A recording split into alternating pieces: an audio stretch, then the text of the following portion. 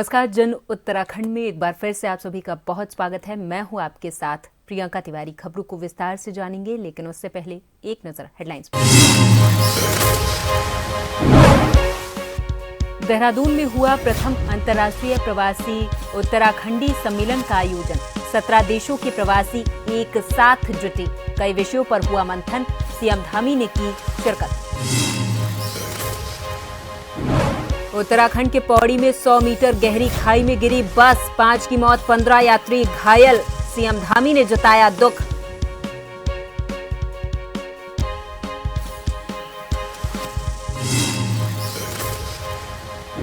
कांग्रेस छोड़कर भाजपा में शामिल हुए कांग्रेस के वरिष्ठ नेता मथुरा दत्त जोशी ने कांग्रेस पर लगाए गंभीर आरोप।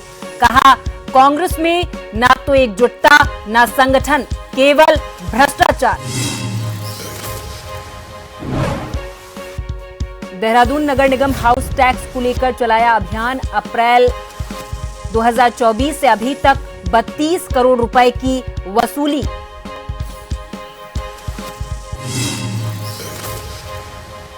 और उत्तराखंड के नैनीताल, रामगढ़, मुक्तेश्वर और कई जगहों पर बर्फबारी। मशहूर पर्यटन स्थलों पर बर्फबारी से सैलानियों में उत्साह।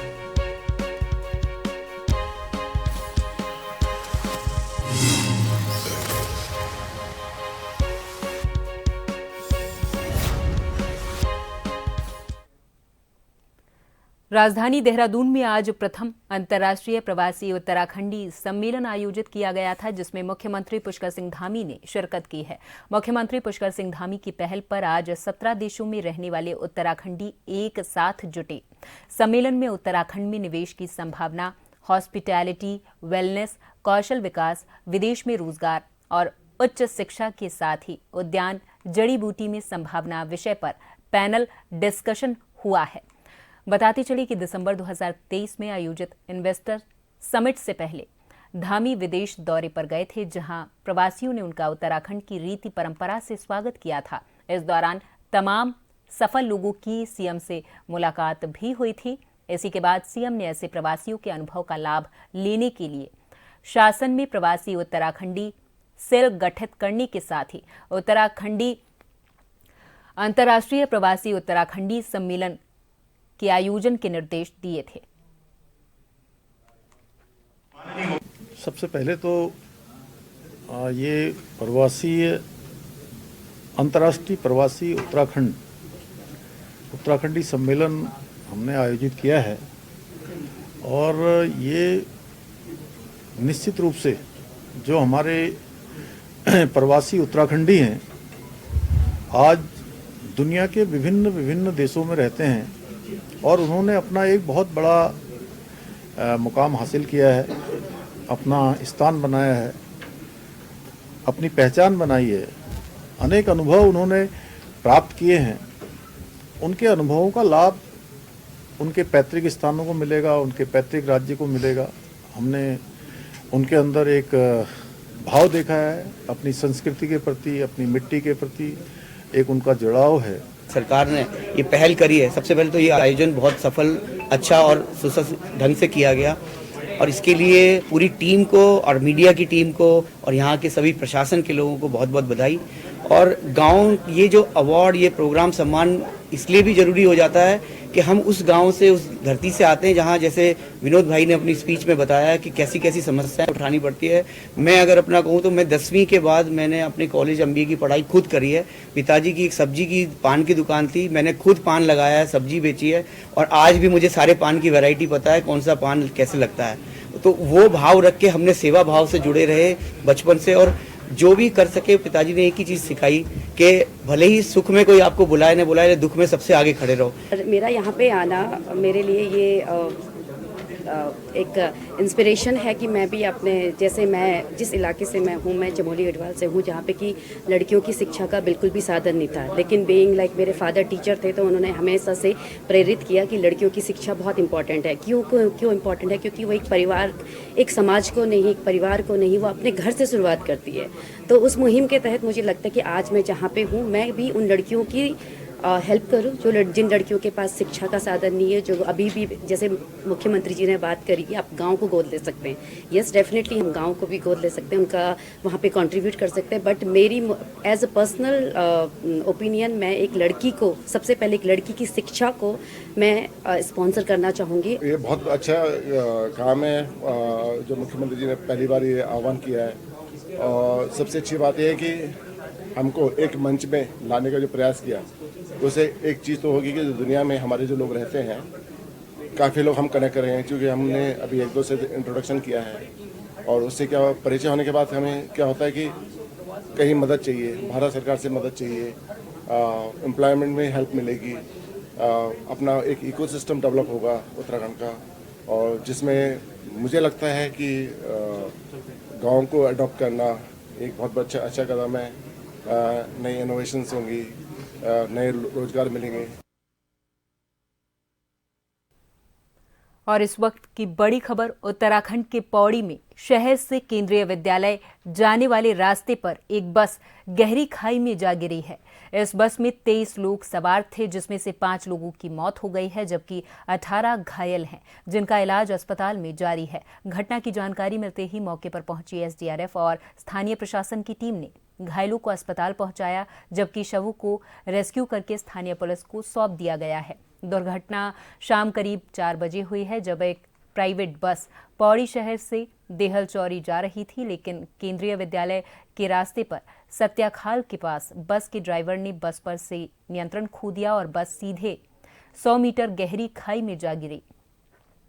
पौड़ी में हुए इस हादसे पर मुख्यमंत्री पुष्कर सिंह धामी ने दुख जताया है और मारे गए लोगों की आत्मा की शांति और घायलों के शीघ्र स्वस्थ होने की ईश्वर से प्रार्थना की है। राज्यपाल लेफ्टिनेंट जनरल गुरमीत सिंह ने जनपद पौड़ी में हुई बस दुर्घटना में मृतक व्यक्तियों के प्रति गहरा दुख व्यक्त किया है।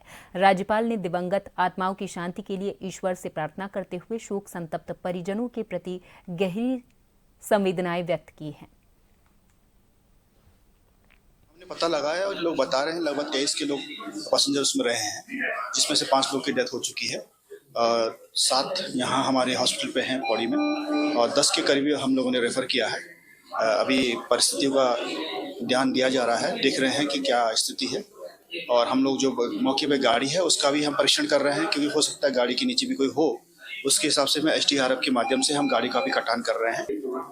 ये माना जा रहा है कि गाड़ी में जब चली थी तो वहाँ पर खटाक क्या वजह थे, उनका कहना था पट्टा वट्टा टूट गया गाड़ी का, जिस कारण से गाड़ी डिस्बैलेंस होकर नीचे को चली गई। लगभग 150 मीटर नीचे गए थे, हम लोग मौके पे गए थे।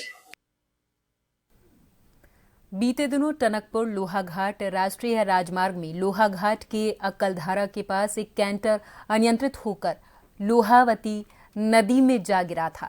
इस दुर्घटना में वाहन चालक लीलाधर भट्ट की मौत हो गई थी और एक युवक गंभीर रूप से घायल हुआ था। वहीं आज यानी कि रविवार को वाहन स्वामी के द्वारा दुर्घटनाग्रस्त वाहन को निकालने के लिए प्रशासन से अनुमति मांगी गई थी। अनुमति मिलने के बाद आज दोपहर 2 क्रेनों की मदद से दुर्घटनाग्रस्त वाहन को निकालने का काम शुरू किया गया है, जिस कारण लोहाघाट टनकपुर राष्ट्रीय राजमार्ग लगभग 1 घंटे बंद रहा है।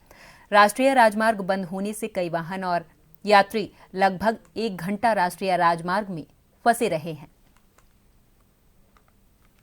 कैंटर गिरा हुआ था, तो उसके जो कैंटर है उसको आज निकाला जा रहा है। तो इनके द्वारा बताया गया था कि आज कैंटर निकाला जा रहा है और समय मांगा था, तो उस समय 11 बजे से जो है अभी लगा रहे थे, 11 और 12 बजे के बीच में निकालेंगे करके। तो फिर ये 12 बजे आए अभी, तो 12 बजे के बाद अभी इसको एनएच थोड़ी देर बंद किया गया है। जो बाईपास भेज रहे हैं वैसे बंद भी नहीं किया गया है, बाईपास हम भेज रहे हैं इनको, देवराड़ी बैंड से लेके और यहाँ खेती खान तिराहे से बाईपास भेज रहे हैं। तो ये आधा घंटे में खुल जाएगा, आधा घंटा समय। रुड़की नगर निगम की कांग्रेस से मेयर प्रत्याशी ने चुनाव जीतने के लिए कई तरह के वादे किए हैं। उन्होंने कहा कि वो मेयर बनते ही रुड़की नगर की सड़कों की हालत दुरुस्त कराएंगी, साथ ही कई जगहों पर महिलाओं के लिए शौचालय जैसी सुविधाएं भी उपलब्ध कराई जाएंगी। वहीं कांग्रेस के नगर अध्यक्ष राजेंद्र चौधरी ने कहा कि पूजा गुप्ता सभी समस्याओं का जल्द ही निवारण करेंगी, ऐसी उन्हें उम्मीद है। मैं ये कहूंगी कि आज तक के कार्यकाल में चाहे पहले चेयरमैन या मेयर रहे हैं, अगर वो 10% कार्य भी करते अपने कार्यकाल में जल भराव से रिलेटेड, तो शायद बहुत कार्य अब तक हो चुके होते। लेकिन मैं आपको ये विश्वास दिलाती हूँ कि ये मैं कार्य करवाऊंगी और अपने स्तर पर जल्दी से जल्दी करवाऊंगी। मैं मानती हूँ कि सभी वादे करते हैं, लेकिन इस पर एक महिला सीट है, आपको पता होना चाहिए कि अगर महिलाएं अपने पे आ जाएं तो कुछ भी कार्य कर सकती हैं। वो दुर्गा भी हैं, वो काली भी हैं। तो अगर वो जन्म दे भी सकती हैं तो वो मृत्यु भी बन सकती हैं अगर अपने पे आ जाए। अगर कोई अपने आप को योग्य, शिक्षित और इनके बराबर समझती है तो मैं आज रुड़की की प्रेस के माध्यम से कहना चाहता हूं कि वो पूजा गुप्ता के साथ डिबेट में आए। ओपन चैलेंज है, आइए साबित करिए कि आप पूजा गुप्ता से श्रेष्ठ है। नगर निगम अगर चाहे तो अपने बजट से भी डिस्पेंसरी स्टार्ट कर सकता है, जो हम करेंगे, हमारे विजन में है। इधर रविवार को निकाय चुनाव को लेकर रामनगर पहुंचे भाजपा के वरिष्ठ नेता और राज्यसभा के सांसद नरेश बंसल ने रामनगर नगरपालिका परिषद से अध्यक्ष पद की पार्टी प्रत्याशी मदन जोशी के समर्थन में नगर के मुख्य बाजार में जनसंपर्क किया है। इस दौरान उनके साथ रामनगर विधायक दीवान सिंह बिस्ट और पार्टी प्रत्याशी मदन जोशी के साथ ही भाजपा के सैकड़ों कार्यकर्ता मौजूद रहे हैं। राज्यसभा सांसद नरेश बंसल ने कार्यकर्ताओं से कहा कि सोशल मीडिया में किसी भी प्रकार की आपत्तिजनक पोस्ट न डालें और न ही कार्यकर्ता अपने प्रत्याशी की जीत को लेकर ओवर कॉन्फिडेंस में रहे। उन्होंने कहा कि आज जनसंपर्क का कार्यक्रम के दौरान कार्यकर्ताओं और जनता में उत्साह का माहौल देखा गया है, जिससे स्पष्ट है कि इस बार रामनगर में नगरपालिका अध्यक्ष पद पर भाजपा की ऐतिहासिक जीत होगी। बहुत अच्छा है, सारा घूम करके जिस प्रकार से हमारे नेताओं में, कार्यकर्ताओं में मातृशक्ति में उत्साह है, उसको देख करके और जनता ने जिस प्रकार से समर्थन किया है, वो देख करके मैं विश्वास पूर्वक कह सकता हूं कि इस बार रामनगर में परिवर्तन होगा और रामनगर का नगर पालिका का अध्यक्ष भारतीय जनता पार्टी के मदन जोशी बनेंगे। रविवार को रामनगर क्षेत्र में बढ़ते दुष्प्रभाव को रोकने के लिए कोतवाली पुलिस ने नशा मुक्त अभियान के तहत रामनगर के अलग अलग क्षेत्रों से नशेड़ियों को कोतवाली लाकर उन्हें जागरूक किया है। साथ ही नशेड़ियों को भविष्य में नशा न करने की शपथ भी दिलाई है। अभियान के संबंध में जानकारी देते हुए कोतवाल अरुण कुमार सैनी ने बताया है कि रामनगर शहर के आसपास बढ़ते नशे के दुष्प्रभाव को रोकने के लिए आज ये अभियान चलाया गया था। उन्होंने बताया कि अभियान के तहत कोतवाली में मौजूद नशेड़ियों को नशे का सेवन करने से होने वाले दुष्प्रभावों की जानकारी दी गई है और नशा जीवन में कितना हानिकारक है, इस संबंध में भी विस्तार से बताया गया है। उन्होंने आगे बताया कि मौजूद नशेड़ियों को भविष्य में नशा न करने की शपथ ग्रहण करवाई गई है। उन्होंने बताया कि पुलिस का ये अभियान लगातार जारी है। समाज में बढ़ते नशे को लेकर हमारे द्वारा जो जागरूकता अभियान के क्रम में आज जो नशा ले रहे हैं, जो शराबी या जो नशे को यूज कर रहे हैं, उन यूजर्स को बुलाकर उनको जो है इसके दुष्प्रभाव के बारे में हमारे द्वारा जानकारी दी गई है, उनको इसके बारे में अवेयर किया गया है। और यहाँ पर वक्त है एक छोटे से ब्रेक का, फौरन हाजिर होंगे कुछ और खबरों के साथ।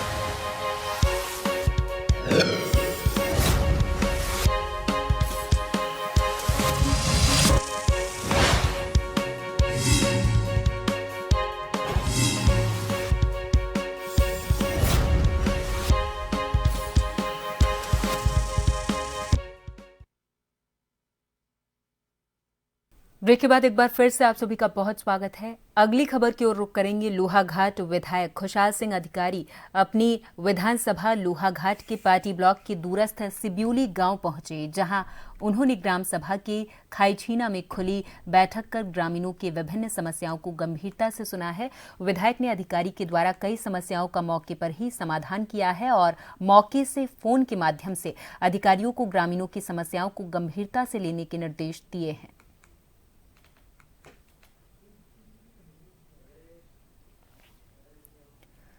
उत्तराखंड के नैनीताल, रामगढ़, मुक्तेश्वर और कई जगहों पर शनिवार रात और रविवार सुबह से बर्फबारी लगातार जारी है। पर्यटन के लिहाज से ये जगह काफी लोकप्रिय है।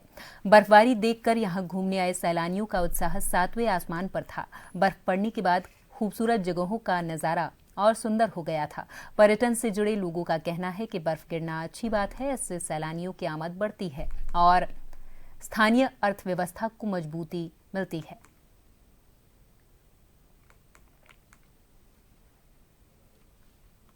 मैं सेकंड टाइम आया हूँ और कल रात बर्फ़ पड़ी थी ऊपर टॉप के इलाके में।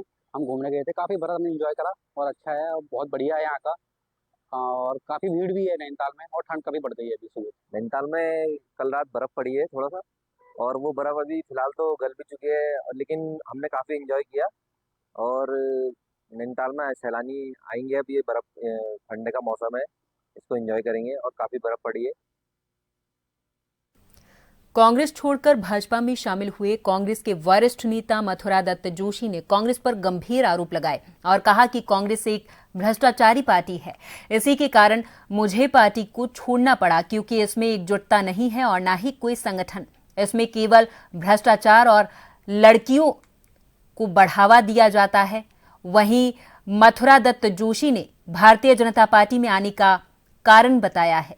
जोशी का कहना है कि भारतीय जनता पार्टी की एकता मजबूत संगठन है जो सबको एक समान समझती है, लेकिन कांग्रेस में केवल गुंडों और बदमाशों को शरण दिया जाता है।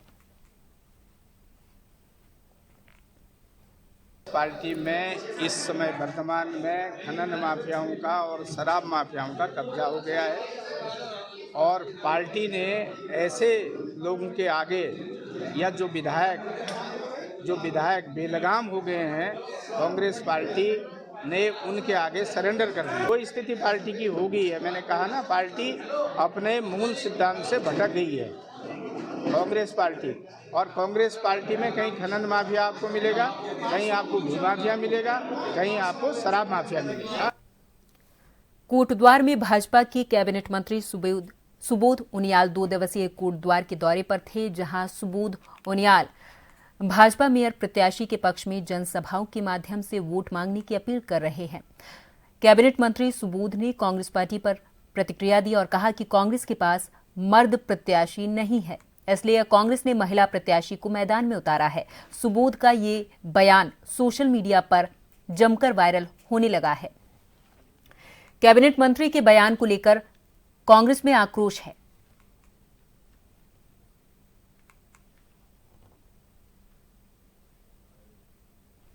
प्रेस कॉन्फ्रेंस हमारे माननीय कैबिनेट मिनिस्टर सुबोध उनियाल जी कल कोटद्वार भ्रमण पे यहाँ उपस्थित हुए थे और उन्होंने 2-3 जनसभाओं में इस प्रकार की बयानबाजी करी जो कि महिलाओं के सम्मान के हित में नहीं थी। और बहुत ज़्यादा कोटद्वार की मातृशक्ति बहुत दुखी है कि इस प्रकार का बयान उन्होंने दिया है कि कांग्रेस को कोई पुरुष प्रत्याशी नहीं मिला जो उन्होंने महिला को टिकट दिया। तो ये एक बहुत ही कहते हैं ना कि आघात हुआ, एक चोट पहुंची है महिलाओं के सम्मान में। तो मैं इसका भी बहुत ज़्यादा पुरजोर विरोध करते हैं। हम सब मातृशक्ति विरोध करते हैं कि आप शायद से बेटी बचाओ बेटी पढ़ाओ का नारा देते हैं और कहीं ना कहीं आप जो मनुवादी उसमें सोच में है कि आप महिलाओं को कुछ नहीं समझते, तुच्छ चीज़ समझते हैं। इसकी आपकी जो ये बयान है उसको ये शो करता है। आपने देखा होगा कि भाजपा के कैबिनेट मंत्री जो इस समय प्रचार प्रसार में निकले हुए शैलेंद्र रावत जी कोटद्वार मेयर प्रत्याशी से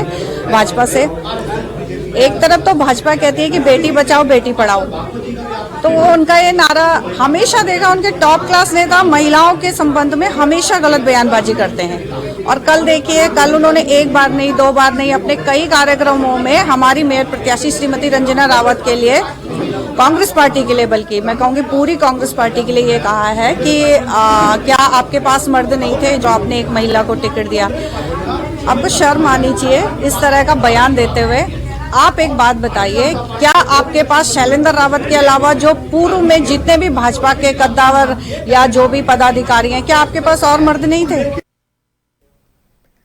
उत्तराखंड में निकाय चुनाव को लेकर सरगर्मियां तेज हैं। प्रत्याशी अपनी जीत को लेकर एड़ी चोटी का जोर लगा रहे। वहीं अल्मोड़ा जिले के नगर पंचायत अध्यक्ष भिकिया सैंड में इस बार नगर पंचायत अध्यक्ष पद 10 लोगों ने इस पद के लिए अपनी दावेदारी की है। वहीं नगर पंचायत भिकिया सैंड में नगर पंचायत निर्दलीय अध्यक्ष प्रत्याशी नंदन सिंह बिष्ट ने प्रेस वार्ता करते हुए कहा कि पिछले 2 सालों से जनता के संपर्क में हूं। नगर पंचायत भिकिया सैंड के किनारी बाजार रास्ता शिव मंदिर का झूला पुल कार्य करवाया है, पेयजल की कमी को दूर किया है, नगर पंचायत हाउस टैक्स को रुकवाया, पानी के डबल बिलों को रुकवाया, इसका प्रयास किया है।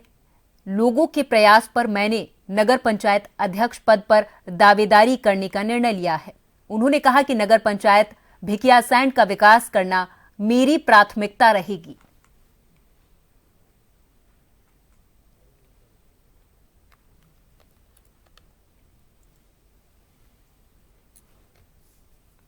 पिछले 2 साल से यहाँ पे लगातार जनता के संपर्क में हूँ और पीछे मैंने आपके जो किलारी बाजार का रास्ता है वो भी मैंने करवाया। उसके बाद जो शिव मंदिर का जो पुल है, झूला पुल कहते हैं, उसका भी मैंने कार्य करवाया। और आपके बीच में पानी की जो समस्या यहाँ पे ज़्यादा थी उसको भी मैंने कम करवाने का प्रयास किया। इसके बाद जो हाउस टैक्स नगर पंचायत द्वारा दिए जा रहे थे, भेजे जा रहे थे, उसको भी मैंने रुकवाया या बंद करने का प्रयास किया। इसके साथ जो हमारे ये पानी के बिल डबल दिए जा रहे थे नगर पंचायत द्वारा, उसको भी मैंने रुकवाने का प्रयास किया।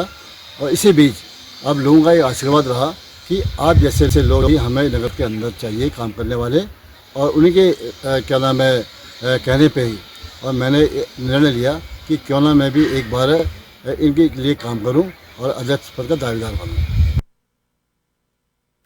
और चलते चलते एक बार फिर नजर हेडलाइंस पर।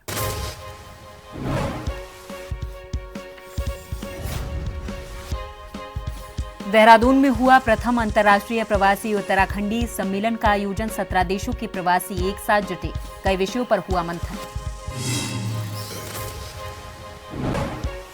उत्तराखंड के पौड़ी में 100 मीटर गहरी खाई में गिरी बस, 5 की मौत, 15 घायल। सीएम धामी ने जताया दुख।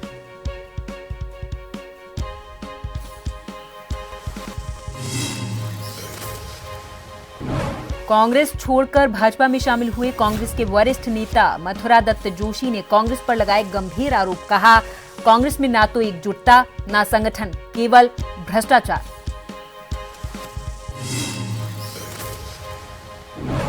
देहरादून नगर निगम हाउस टैक्स को लेकर चलाया अभियान। अप्रैल 2024 से अभी तक 32 करोड़ रुपए की वसूली, जमा नहीं कराने वालों को दिए गए नोटिस। और उत्तराखंड के नैनीताल, रामगढ़, मुक्तेश्वर और कई जगहों पर बर्फबारी। मशहूर पर्यटन स्थलों पर बर्फबारी से सैलानियों में उत्साह, स्थानीय लोगों ने जाहिर की खुशी।